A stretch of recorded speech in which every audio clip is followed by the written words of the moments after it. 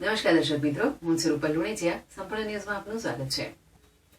અમદાવાદના કેશવનગર વિસ્તારની ચાલીમાં 40 વર્ષ જૂના 150 મકાનોને મ્યુનિસિપલ કોર્પોરેશન દ્વારા કોઈ જ પ્રકારની નોટિસ આપ્યા વિના તોડી પાડવામાં આવ્યા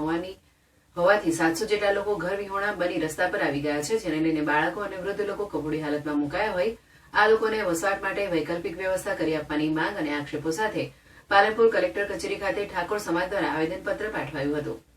અમદાવાદના કેશવનગરમાં આવેલ રામજીભાઈની ચાલીમાં ગત મહિને મ્યુનિસિપલ કોર્પોરેશન દ્વારા 40 થી 50 વર્ષ જૂના 150 મકાનોને કોઈપણ જાતની નોટિસ આપ્યા વિના જ તોડી પાડવામાં આવ્યા હતા,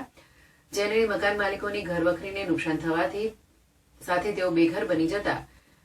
650 થી 700 લોકો રસ્તા પર આવી જતા કફોડી હાલતમાં મુકાઈ જવા પામ્યા છે. તેમ છતાં મ્યુનિસિપલ કોર્પોરેશન દ્વારા 700 થી વધુ લોકોને કોઈપણ જાતની પ્રાથમિક સુવિધાઓ પૂરી પાડવામાં ન આવતા વૃદ્ધો અને નાના બાળકોની હાલત દયનીય બની જતા લોકોમાં રોષ ફેલાયો છે. આ બેઘર બનેલા લોકોને ન્યાય મળે તે માટે બનાસકાંઠા જિલ્લાના ઠાકોર સમાજના આગેવાનો દ્વારા પાલનપુર ખાતે જિલ્લા કલેક્ટરને આવેદનપત્ર પાઠવી બેઘર બનેલા લોકોના વસવાટ વૈકલ્પિક વ્યવસ્થા કરવા તેમજ આ જ જગ્યાએ તેમને નવા મકાન બાંધી આપી નુકસાનનું વળતર ચૂકવવા અને મકાન તોડી પાડનાર મ્યુનિસિપલ કોર્પોરેશનના જવાબદાર અધિકારી સામે કડક કાર્યવાહી કરવાની ઉગ્ર માંગ કરાઈ હતી.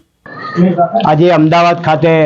કાળિયા વિસ્તારમાં રામજી કાકાની ચાલીમાં જે 150 મકાન તોડી દેવામાં આવ્યા છે એમના